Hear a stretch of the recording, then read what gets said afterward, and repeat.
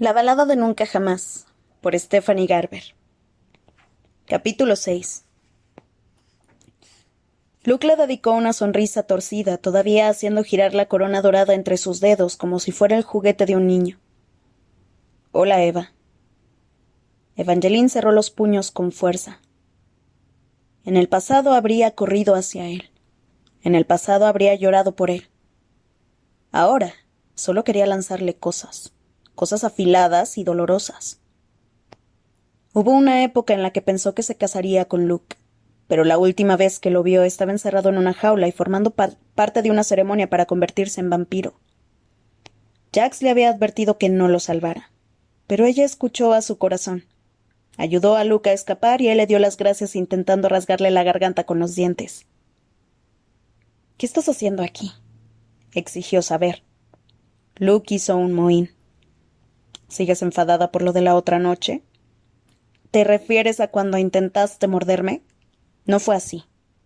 Bueno, quizá fue un poco así». Luke sonrió mostrándole sus colmillos como si fueran el equivalente a un brillante y nuevo reloj de bolsillo, un accesorio a juego con su jubón, que era de terciopelo negro con bordados de un profundo rojo sangre. «Esto no tiene gracia, Luke. ¿Qué estás haciendo aquí?» «Vamos ya. ¿Eres lista? ¿O lo eras? Esperaba que lo hubieras imaginado». Volvió a girar la corona en sus dedos una y otra vez. Era una diadema sencilla, pero estaba hecha de oro y brillaba a través de la bruma, haciendo que fuera muy obvio lo que debería haber quedado claro desde el momento en el que entró allí. Luke era Lucien. ¿Tú extendiste los ridículos rumores sobre Lucien Acadian? Evangeline había pensado que aquel Lucien era demasiado bueno para ser real, pero nunca habría imaginado que el joven que enseñaba a leer a los niños y que buscaba ahogar a los cachorritos callejeros pudiera ser Luke. Luke era un montón de cosas, pero no era lo bastante astuto para gobernar un reino, y mucho menos para quedarse con él ilícitamente. ¿Cómo lo había conseguido? Ella sabía que los vampiros contaban con la seducción, una habilidad que les permitía deslumbrar a los humanos que los miraban a los ojos. Pero Luke habría necesitado algo más que eso para convertirse en heredero. Ni siquiera había nacido en el glorioso norte. Si hubiera conseguido encontrar un modo de despertar a Apolo, aquello no habría ocurrido.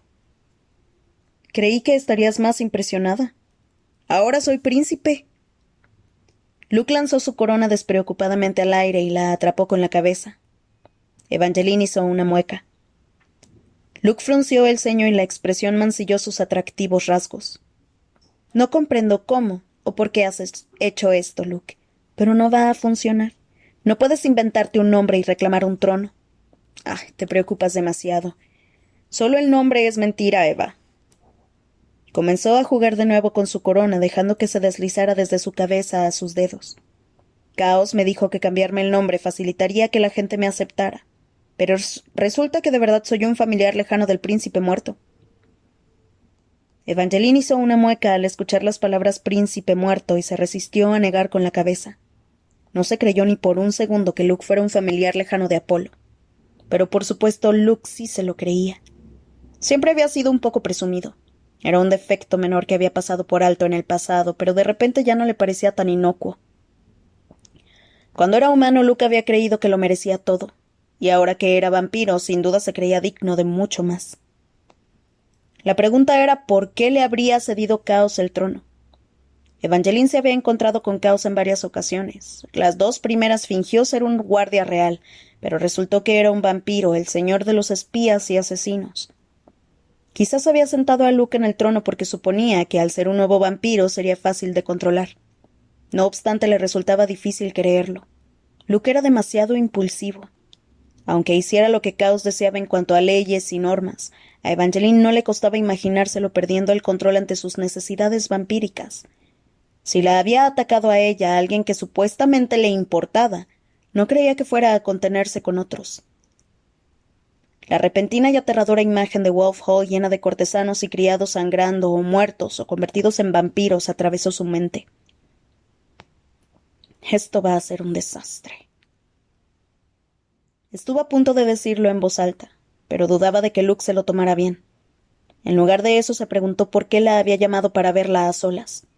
Nunca lo había temido cuando era humano.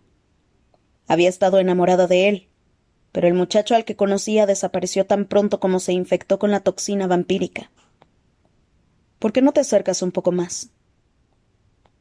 Luke la dio la cabeza hacia Evangeline, que sintió su mirada abrasadora en el cuello y una oleada de calor mordisqueándole el lóbulo de la oreja. «Para, Luke». «¿Con qué quieres que pare?» Otra sonrisa, pero ésta no llegó a sus ojos obscuros y castaños, y hambrientos. Evangeline tenía que irse. Necesitaba encontrar esa cura para Apolo más que nunca, para alejar a Luke del trono. Pero si dejaba solo a Luke temía lo que podía hacer. ¿A quién podría morder? «Luke, por favor». Evangeline se detuvo al oír pasos. Sonaron al otro lado de las puertas, tan ligeros como la aguda voz femenina que siguió a su sonido. «Me ha llamado el príncipe Lucien para la cena». La última palabra hizo que Evangeline se tensara. «Dime qué se refiere a cenar contigo». «Estoy seguro de que ella se refiere a eso», apuntó Luke. A Evangeline empezó a revolvérsele el estómago. «Si estás celosa, de buena gana te elegiré a ti para cenar». Luke le echó una sonrisa que seguramente pretendía ser juguetona, pero que contenía demasiados dientes. «Eso no tiene gracia». Su sangre se había acelerado incómodamente caliente. No pretende tenerla. Luke hinchó las fosas nasales. La puerta del solarium se abrió.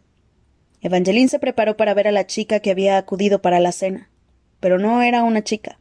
Era Havelock. «¿Quién eres tú?» Luke curvó los labios en una mueca. Havelock lo ignoró mirando solo a Evangeline. «Princesa, hay algo que debes ver de inmediato». «No estoy segura de que este sea el mejor momento». Evangeline echó a Luke una mirada preocupada. No podía dejarlo solo para que se alimentara de alguna pobre chica. Pero por supuesto Havelock no sabía qué era Luke en realidad. Ni siquiera sabía si Havelock estaba al tanto de la existencia de los vampiros, y en aquel momento quizá ni siquiera le importaba. El rostro de Havelock estaba cubierto de arrugas preocupadas, y cuando habló de nuevo su voz sonó como una cosa áspera que bordeaba el miedo. «Esto es urgente». Evangeline lo sintió entonces, húmedo en el dorso de su mano. Una gota de sangre atravesó el vendaje de la herida que compartía con Apolo. Luke inhaló desde el otro lado de la oscura habitación. Un sonido parecido a un gruñido salió de su garganta y después en un destello se puso en movimiento. Evangeline había olvidado con cuánta rapidez podía moverse un vampiro. Se transformó en un poderoso borrón que cruzó la estancia en penumbras y la apresó con 2 manos brutales. Antes de que pudiera huir, una mano se aserró alrededor de su cintura, clavándose en ella mientras la otra cazaba su cabello y la hacía estirar el cuello hacia su boca abierta. Evangeline gritó. Pero los labios de Luke no llegaron a rozar su piel. En un instante estaba allí, todos dientes afilados y ansia primitiva. Después salió disparado y a ella la sostuvieron. Unas manos amables, en lugar de bruscas, la rodearon protectoramente, tirando de ella hacia un pecho frío y duro.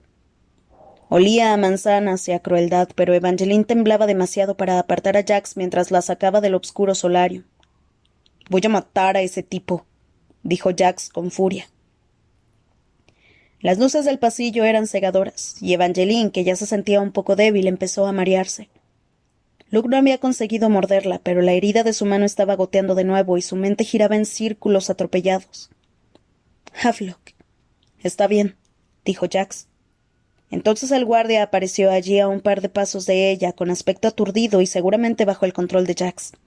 Afortunadamente no parecía sangrar ni estar herido. «Pero Luke, lo están sometiendo».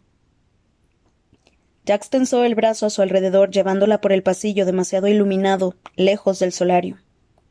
«Espera». Evangeline clavó los talones y se liberó. «¿Quién lo está sometiendo?» «Alguien que no conseguirá retenerlo para siempre». La boca de Jax formó una línea recta. Intentó abrazarla de nuevo, pero Evangeline retrocedió. Agradecía que Jax hubiera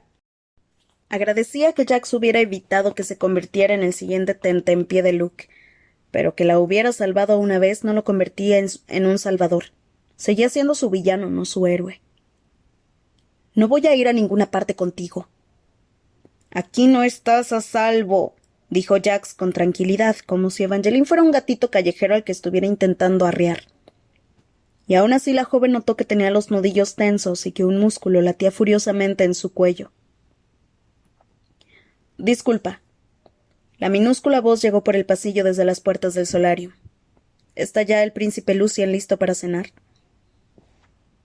Evangeline se giró alarmada y su mirada se detuvo en la chica bajita a apenas unos metros de distancia. Su rostro era delicado, su vestido del color rosa de los pétalos. Verla la llenó de un nuevo temor. Era Marisol, su hermanastra. No la había visto desde la mañana después de que ella consiguiera que la arrestaran por el asesinato de Apolo. Marisol había sabido que era inocente, pero bajo su fachada almibarada vivía un corazón corroído por la envidia que había provocado que la acusara de un crimen que no había cometido. Verla en ese momento, tan bonita como una princesa, fue un cuchillo en sus recuerdos que reabrió todas las heridas que Marisol le había infligido con su traición. En un principio las fechorías de Marisol le dolieron tanto que pensó en usar su posición en la casa real para expulsar a su hermanastra de Wolf Hall, incluso del glorioso norte. Pero a pesar de cuánto deseaba que se marchara, no se decidió a echarla. Sus sentimientos hacia Marisol eran complicados. Quería perdonarla. Quería ser mejor con su hermanastra de lo que ésta había sido con ella. Pero quizá no era mejor. Porque por mucho que odiara reconocerlo, estaba dispuesta a dejarla atravesar las puertas del solarium para que se encontrara cara a cara con Luke y cosechara todo el dolor que había sembrado.